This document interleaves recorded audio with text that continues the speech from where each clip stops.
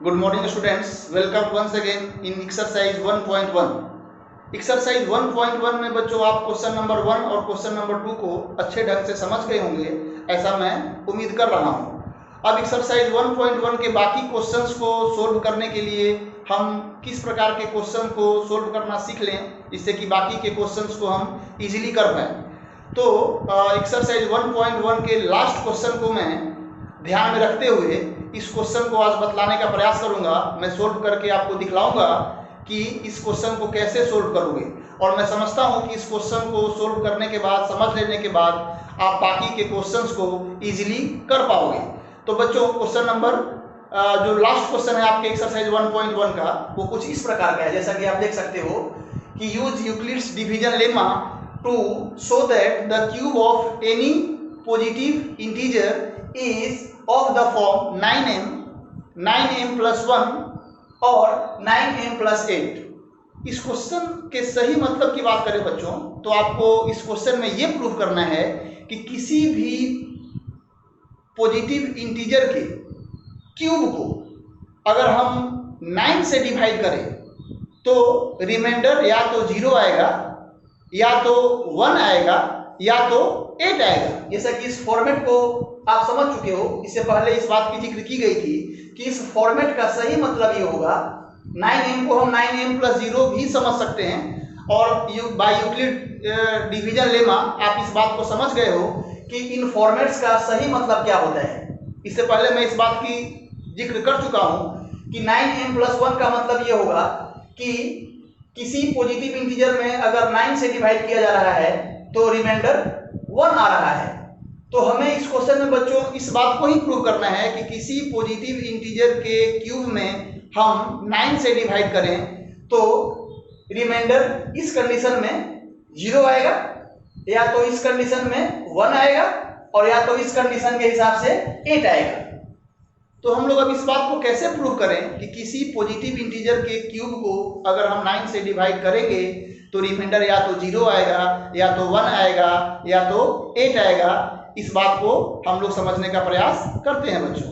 जैसा कि आप यूक्लिड डिवीजन लेमा के अकॉर्डिंगली इस बात को समझ गए हो, और मैंने इस बात का जिक्र किया था कि जब कभी भी आप किसी क्वेश्चन को सोल्व कर रहे हो तो आपको उस क्वेश्चन में किसी चीज को किस फॉर्म में प्रूव करना है, आप उस बात का ध्यान जरूर रखोगे बच्चों।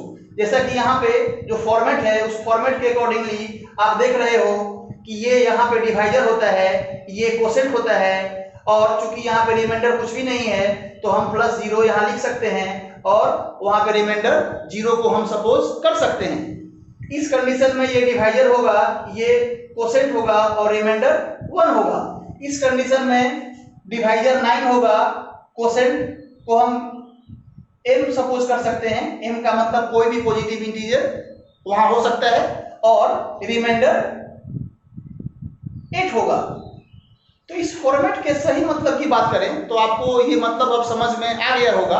और जैसा कि मैं कल जिक्र कर चुका हूं कि जब कभी भी किसी क्वेश्चंस को आप सोल्व करते हो और फॉर्मेट कुछ इस तरह से प्रूव करना हो, तो आप हमेशा वहां पे एक बात का ध्यान रखना कि a को कोई पॉजिटिव इंटीजर सपोज कर लेना होगा, और आपको इसके अकॉर्डिंगली ये सपोज करना होगा कि उस पॉजिटिव इंटीजर a को 9 से डिवाइड किया जा रहा है।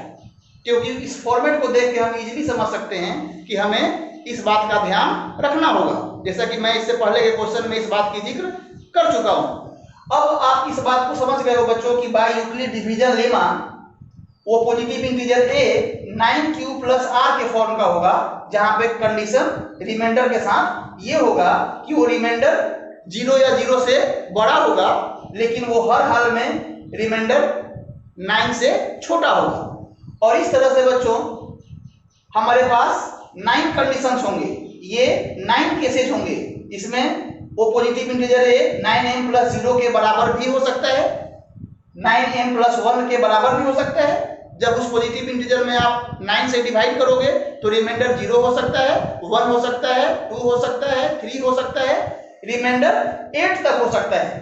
रिमाइंडर 9 कभी नहीं हो सकता बच्चों, क्योंकि इससे पहले इस बात की जिक्र की जा चुकी है कि डिवाइजर जो रिमाइंडर होगा हमेशा हर हाल में डिवाइजर से छोटा होगा।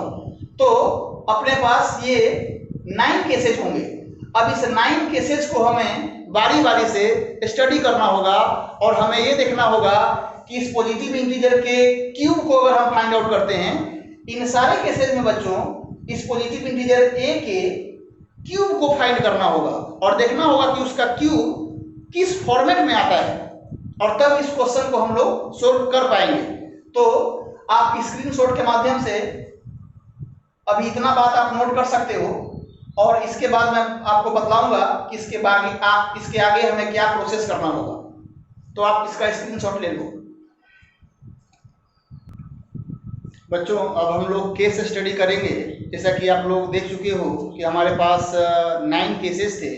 अब उन 9 केसेस को स्टडी करना होगा और हमें प्रूव करना होगा कि उन 9 केसेस में पॉजिटिव इंटीजर a के क्यूब को हमें हर केस में जो भी a का वैल्यू है उसका क्यूब फाइंड आउट करना होगा। क्योंकि बच्चों इस क्वेश्चन में आपको प्रूव ही ये करना है कि किसी पॉजिटिव इंटीजर के क्यूब को हम 9m या 9m+1 या 9m+8 के फॉर्म में लिख पाएंगे कि नहीं, हमें ये प्रूव करना है। इसलिए हमें जो भी 9 केसेस प्राप्त हुए हैं उन 9 केसेस में a का जो भी वैल्यू हुआ है उन सारे केसेस में a के वैल्यू का हमें क्यूब फाइंड आउट करना होगा कि उसका क्यूब क्या आता है, और उसके क्यूब को फिर स्टडी करना होगा कि उसके क्यूब का जो भी वैल्यू आया उसे हम 9m या 9m+1 या 9m+8 के फॉर्म में कन्वर्ट कर पाते हैं कि नहीं।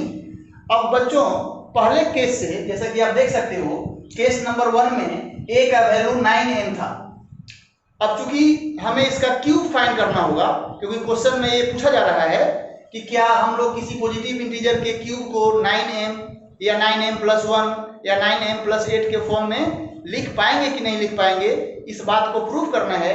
इसलिए अब हम इस a का क्यूब करेंगे और इसके क्यूब का क्या वैल्यू आता है हम लोग इस स्टेप में फाइंड कर सकते हैं। और आप देख सकते हो कि a क्यूब का वैल्यू 729 m³ आएगा। अब इस स्टेप को फिर यहाँ कंटिन्यू करेंगे और a क्यूब को हम ऐसे लिख सकते हैं।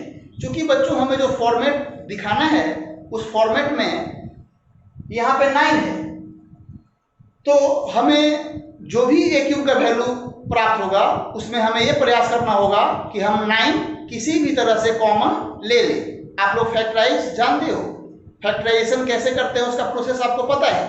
तो आप यहाँ से 9 जब कॉमन लोगे तो यहाँ पे 81 m³ आएगा और 81 m³ को हम लोग m सपोज कर सकते हैं, क्योंकि आप जानते हो बच्चों कि ये डिवाइजर होता है और ये कोसेंट होता है। और मैं कल भी इस बात की जिक्र किया था कि m के किसी भी वैल्यू के लिए, m का वैल्यू कोई भी पॉजिटिव इंटीजर हो तो m³ का वैल्यू भी कोई ना कोई पॉजिटिव इंटीजर ही होगा। और 81 m³ का वैल्यू अगर आप फाइंड करो तो उसका वैल्यू भी कोई पॉजिटिव इंटीजर ही होगा। तो इसका मतलब ये हुआ कि 81 m³ का वैल्यू कोई पॉजिटिव इंटीजर होगा, और उस पॉजिटिव इंटीजर को हम अगर m मान लें तो हम 81 m³ की जगह पे सिर्फ m लिख सकते हैं। जैसा कि आप देख सकते हो इस स्टेप में a³ का वैल्यू मैंने 9m लिखा है। यहाँ पे आप ध्यान देना बच्चों कि इसको हम m सपोज करते हुए इसके जगह पे m रिप्लेस कर दिए हैं, और यहाँ पे इस बात का मेंशन कर दिया गया है कि वहां पे m कोई इंटीजर है। तो इस प्रकार से हम इस फॉर्मेट को इस तरह से लिख सकते हैं। आपको ये बात ध्यान देना होगा बच्चों।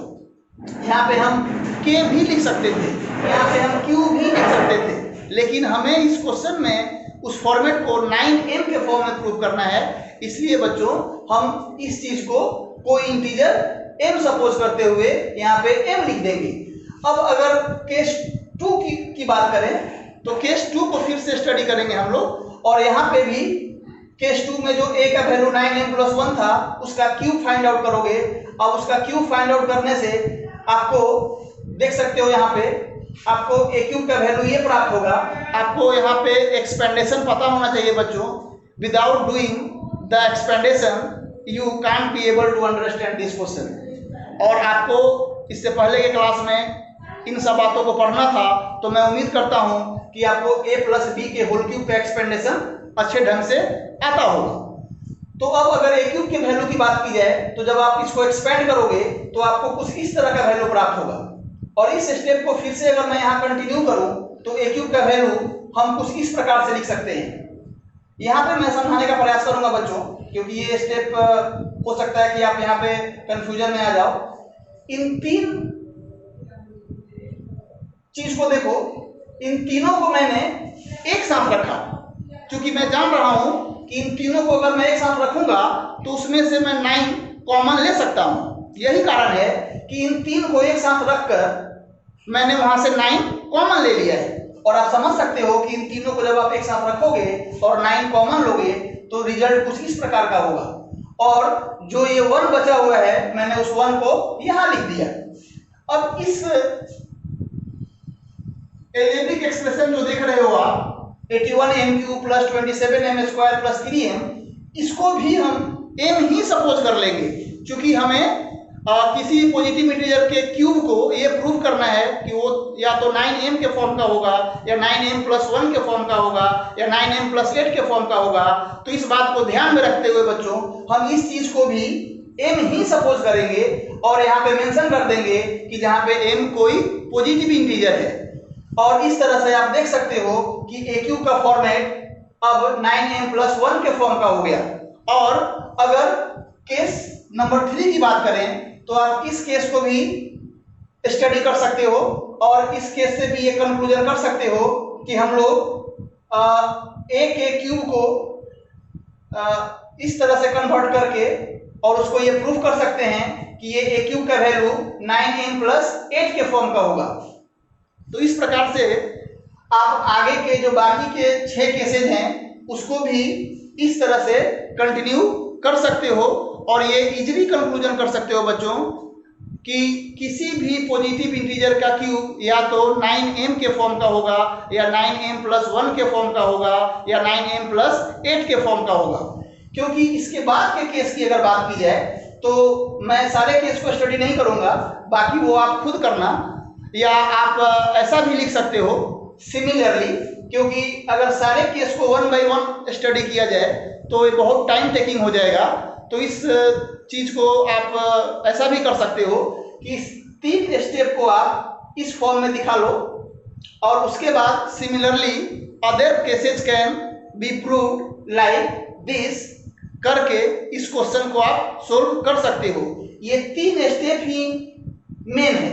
इस 3 स्टेप को अगर आप समझ रहे हो तो बाकी अदर स्टेप को भी आप इसी तरह से कंक्लूड कर सकते हो। तो इस तरह से मैं आपको यहाँ पे ये सजेस्ट करूंगा कि आप बाकी केस को स्टडी ना करते हुए भी आप अगर सिमिलरली लिख देते हो कि similarly other cases can be proved in the form of 9m plus 1 and 9m plus 8, तो आपका क्वेश्चन इस ढंग से भी बन सकता है। सारे केस को स्टडी करने की कोई आवश्यकता नहीं है।